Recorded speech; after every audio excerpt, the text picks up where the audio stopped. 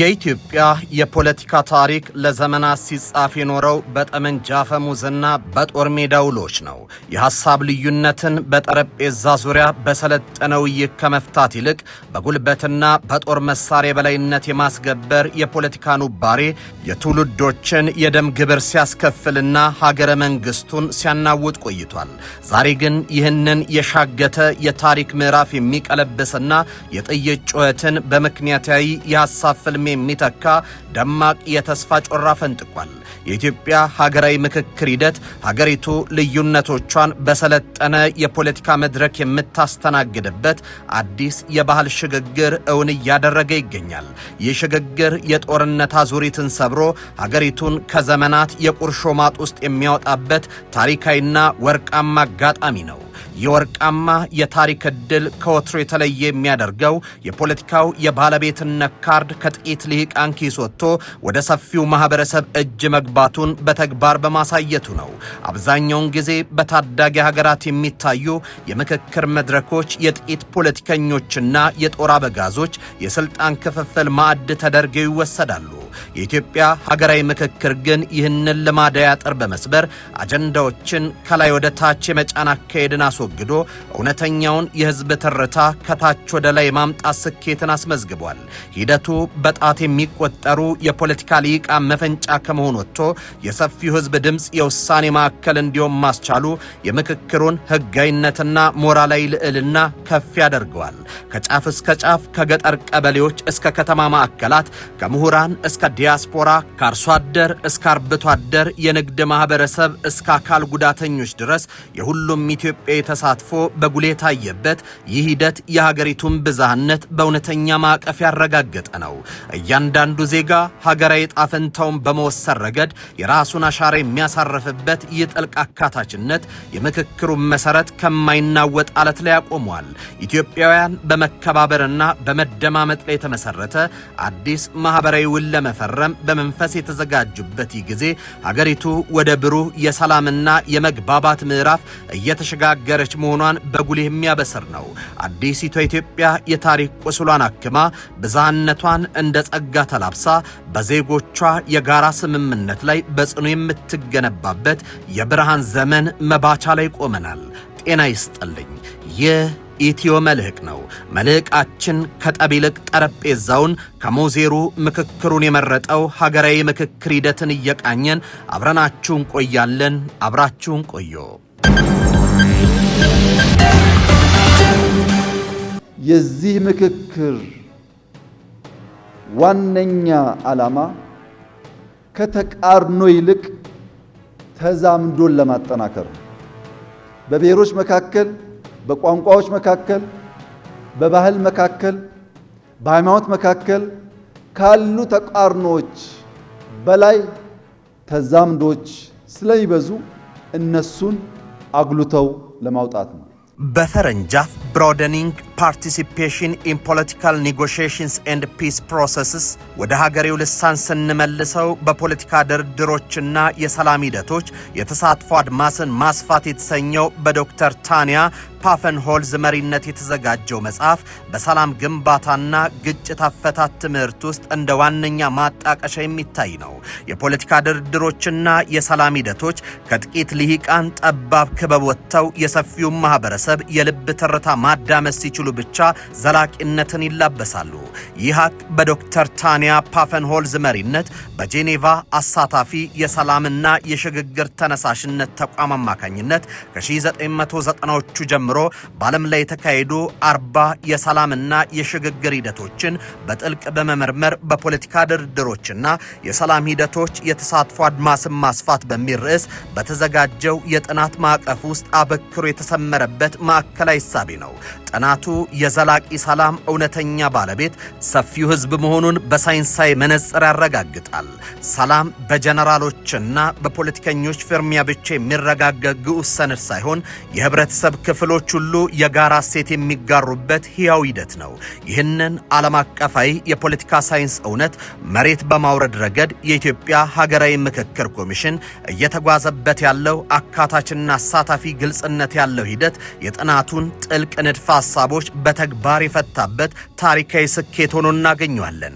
በድርድር ጠረጴዛ ላይ የብቻ ባለቤትነትን የለመዱት የፖለቲካና የጦር መሪዎች የሌሎች የህብረተሰብ ክፍሎችን መሳተፍ የስልጣን ድርሻችንን ያሳንሰዋል በሚል ስጋት ለሰፊው የህዝብ ተሳትፎ ከፍተኛ ተቃውሞ ማሰማታቸው በበርካታ ሀገራት የታየ የልሂቃን ግትርነት ነው። ሆኖም የኢትዮጵያዊው ሀገራዊ ምክክር ሂደት ይህንን የልሂቃንን የብቻ ባለቤትነት አጥር በመስበር አጀንዳን ከላይ ወደ ታች የመጫን ልምዳዊ አካሄድን ቀልብሶታል። ኮሚሽኑ ሂደቱን ከልሂቃን መጠለፍ በማዳን ከ1300 በላይ በሚሆኑ ወረዳዎች የህዝብ ድምፅን በማሰባሰብ የጥናቱ ጸሐፊ የሚሞጉትለትን በማህበረሰቡ የተቀናጀና ተከታታይነት ያለው ጫና እውን ማድረግ ችሏል።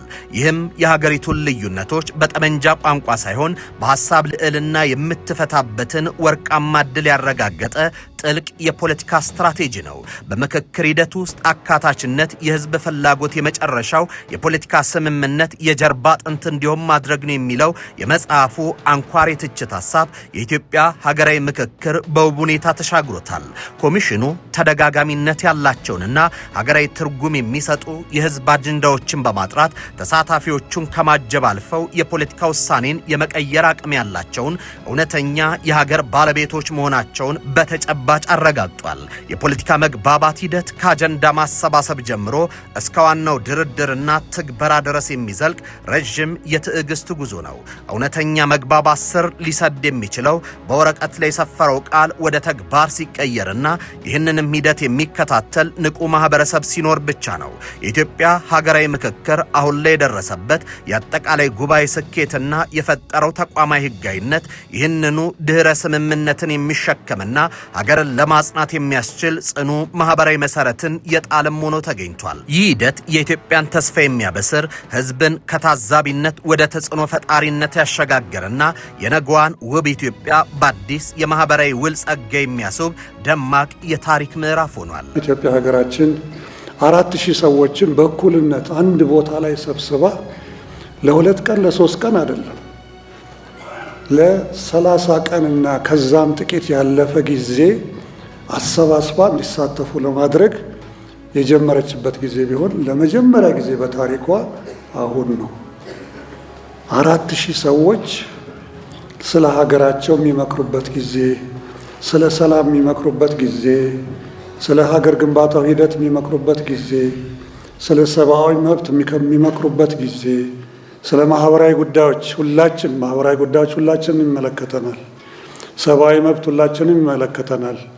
ሀገር ግንባታ ሁላችንም ይመለከተናል። 8 አጀንዳዎች መሰረት በአመክንዮ ምክንያታዊ ሆነን የምንወያይበት ሂደት ሀገራችን ስታመቻችልን በታሪኳ የመጀመሪያው ነው። የኢትዮጵያ ሀገራዊ ምክክር ወደ ወሳኙ የአጠቃላይ ጉባኤ ምዕራፍ በተሸጋገረበት ሂደቱ ከተለያዩ የዓለም ሀገራት የውድቀትና የስኬት ማህደር የቀሰመው ጥልቅ ትምህርት የጉዞ መሰረት ሆኖ እናገኘዋለን።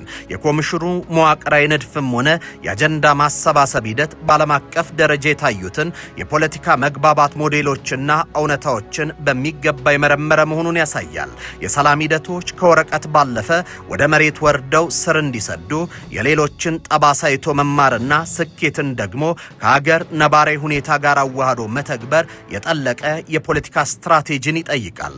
የኢትዮጵያ ምክክር ኮሚሽን አጀንዳዎችን ከላይ ወደ ታች በፖለቲከኞች የሚጫኑበትን መንገድ ዘግቶ ከታች ወደ ላይ ከማህበረሰቡ የሚመነጩበትን ስልትም ነድፏል። አሁን በሚካሄደው ጉባኤም የህዝብ ተወካዮችና የሲቪክ ማህበራት በቁጥር ብልጫ እንዲኖራቸው በማድረግ የልሂቃንን ተጽዕኖ ለመክታት ተሞክሯል። በሌላ በኩል ከቱኒዚያው የስኬት ተሞክሮ የምንረዳው ትልቁ ጥበብ አጀንዳ የመቅረጽና ሚዲያን የመምራት ጉልበት ነው።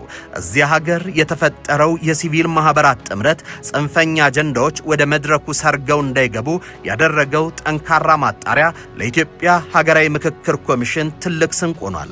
ኮሚሽኑ ከ1300 በላይ ከሚሆኑ ወረዳዎች የህዝብ ትርታን ሲያዳምጥ ተደጋጋሚነት ያላቸውንና ሀገራዊ ትርጉም የሚሰጡትን ርዕሰ ጉዳዮች በማውጣት የሚዲያ አጀንዳዎች ጉዳዮችን የትኩረት አቅጣጫቸውን እንዳይስቱ የማድረግ ስልታዊ እርምጃን ተራምዷል። ይህም የህዝቡን እውነተኛ ብሶት ወደ ድርድር ጠረጴዛው ለማምጣት የሚያስችል ወሳኝ ድልድይ ሆኗል። የኢትዮጵያ ሀገራዊ ምክክር ኮሚሽን ማቋቋሚያ አዋጅ የውጭ ኃይሎችን በገንዘብም ሆነ በቴክኒክ ቢደግፉትም በውሳኔ አሰጣጡ ላይ ምንም አይነት ተጽዕኖ እንዳያሳርፉ ጥብቅ የዲፕሎማሲና የህግ አጠራ በጅቷል። እናም የእስካሁኑ ሂደት ሲታይ የኢትዮጵያ ሀገራዊ ምክክር ከሌሎች ሀገራት ውድቀት ልሂቃን ሂደቱን እንዳይጠልፉት መከላከልን ሲማር ከስኬቶቻቸው ደግሞ አጀንዳን የማጥራትና የሀገረ መንግስቱን ቀጣይነት የማረጋገጥ ጥበብን ወርሷል።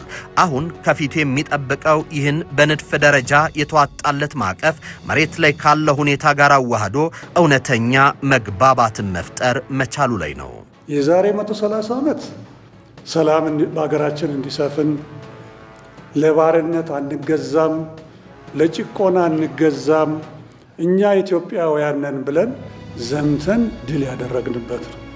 ሀገር ምስረታውና ሀገር ግንባታውን ተያይዞ የመጡ ነጠላም ሆነ የወል ትርክቶችን በሚገባ ተነጋግረን በዚህ 30 ቀን ውስጥ በጋራ ሁላችንም ከሁሉ ቦታ የመጣነው ሰዎች የዛሬ 130 ዓመት ለሰላም እንደታገሉት ባርነትን እንደተጠየፉት እና ለሀገር ግንባታው ትልቅ አስተዋጽኦ እንዳደረጉት ሁሉ ዛሬም በጋራ ተሰባስበን ለሰላም እንድንነጋገር እና ድህነትን ተጠይፈን ከድህነት እንድንወጣ አቅጣጫ ለመንግስታቶቻችን ፌደራሉን ጨምሮ በመግባባት ሂደት እንድንሰጣቸው የተሰባሰብንበት ሂደት የዛሬ 130 ዓመት የነበረውን የአድዋ ሂደትና ዛሬ እዚህ አድዋ ላይ ተሰባስበን የምናደርገውን የምንጀምረውን ሂደት ሁለቱን ሂደቶች የሚያገናኛቸውን በዚህ መልኩ ገልጬዋለሁ።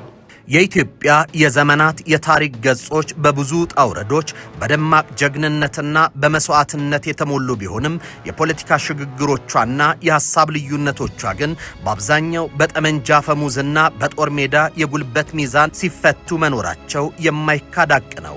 ይህ የጠብና የቁርሾ አዙሪት ትውልዶችን እያሻገረ የሀገሪቱን የእድገት ጉዞ ሲገታውና የአብሮነትን መሰረት ክፉኛ ሲፈታተነው ቆይቷል። ዛሬ ግን ከዚህ የሻገተ የታሪክ ምዕራፍ ወጥቶ የጥይት ጩኸትን በምክንያታዊ የሐሳብ ፍልሚያ በሚተካ የሀገሪቱን የፖለቲካ ኑባሬ ከስሩ የሚለውጥ ደማቅ የብርሃን ጮራ ስር ቆመናል።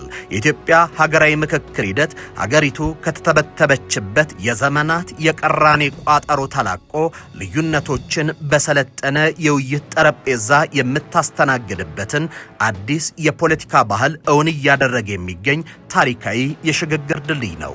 ይህ ሀገራዊ የምክክር ሂደት ከፖለቲካ የስልጣን ድርድርነት እጅግ የላቀና የሀገርን የተሰበረ ነፍስ የማከም ጥልቅ ጉዞ ነው። ለዘመናት የተጠራቀሙ የማህበረሰብ ቁስሎችን በሐቀኛ ውይይት በማጠብ በተለያዩ የህብረተሰብ ክፍሎች መካከል የተገነባውን የመቃቃር ግርግዳ አፍርሶ በእውነተኛ መደማመጥ ላይ የተመሰረተ አዲስ ማህበራዊ ውል ለመፈረም የተዘረጋ ወርቃማ መደላድል ነው። የፖለቲካ ልሂቃን፣ የሲቪክ ማህበራት፣ የሃይማኖት አባቶችና ከምንም በላይ ደግሞ የሀገሪቱ የጀርባ አጥንት የህዝቦች አንድነት ተቀምጠው የኢትዮጵያ መጻኢ ዕጣ ፈንታ በጋራ ሲስሉ አሸናፊና ተሸናፊ የሚባልበት የዜሮ ድምር ፖለቲካ አብቅቶ ሀገር በአሸናፊነት የምትወጣበት የጋራ ድል በጉል ይበሰራል። የአካታች ሂደት የብቻ ባለቤትነት ትርክትን ሽሮ እያንዳንዱ ኢትዮጵያዊ የሀገሩን ዕጣ ፈንታ በመወሰን ረገድ የራሱን አሻራ የሚያሳርፍበትና ሀገረ መንግስቱን በማይናወጥ የህዝብ ፍቃድ አለት ላይ የሚያጸና ነው። ሂደቱ ለነገዋ ኢትዮጵያ የሚያወርሰው ትልቁ የነፍስ ጸጋ ልዩነትን እንደ ማህበራዊ ስጋት ሳይሆን እንደ ውበትና ጥንካሬ ማየት መቻሉ ነው። ከጫፍ እስከ ጫፍ የሚገኙ የህብረተሰብ ክፍሎች የልብ ትርታቸውን ያላንዳች ፍርሃት ሲያካፍሉ፣ የተገፋው ሲደመጥና ያኮረፈው ወደ ፍቅር እቅፍ ሲመለስ የኢትዮጵያ ህብራዊ ቀለም እጅግ ደምቆ ይታያል። ይህ በጠረጴዛ ዙሪያ የሚፈጠር ሀገራዊ መግባባት ሀገሪቱን ከስሜታዊነትና ከጽንፍ ከጽንፈኝነት ማጣውጥቶ በምክንያታዊነትና በጋራ ራዕይ ወደምትመራ ዘመናዊ ሀገርነት ያሻግራታል። ለነገው ትውልድም ቢሆን የጦርነትን ጠባሳ ሳይሆን የሰላም ርስትን፣ የጥላቻ መርዝን ሳይሆን የፍቅርና የመደመርን ማዕድ አሰናርቶ ያወርሰዋልም። ከዓመታት በፊት እንደ ቅዠት ይቆጠር የነበረው በጠረጴዛ ዙሪያ የመወያየት ባህል ዛሬ በተግባር እየተተረጎመ መምጣቱ ሀገሪቱ ከጨለማው የትላንት ታሪክ ተላቃ ፀሐይ ወደምትፈነጠቅበት የነገው ብሩህ አድማስ መገስገስ መጀመሯን ያውጃል። ኢትዮጵያ የታሪክ ቁስሏን በይቅርታ አክማ ብዝሃነቷን እንደ ጌጥ ተላብሳ በዜጎቿ የጋራ ስምምነት ላይ ዳግም የምትገነባበት የብርሃን ዘመን ተገልጧል። ይህ የመደማመጥ ባህል ሙሉ በሙሉ ስር ሲሰድ ኢትዮጵያ በአፍሪካ ቀንድ ብሎም በዓለም አደባባይ የሰላምና የውይይት ተምሳሌት ሆና ዜጎቿ በኩራትና በነጻነት የሚኖሩባት እንዲሁም የዘመናት የብልጽግና ህልሟ እውን የሚሆንባት ታላቅ አገር መሆኗ አይቀር ያደርገዋል። የተከበራችሁ የኢትዮ መልሕቅ ቤተሰቦች የዛሬው የመልሕቅ ዝግጅታችን በዚህ ተጠናቋል። በቀጣይ በሌላ ዝግጅት እስከምንገናኝ በያላችሁበት ሰናይ ጊዜ ይሁንላችሁ።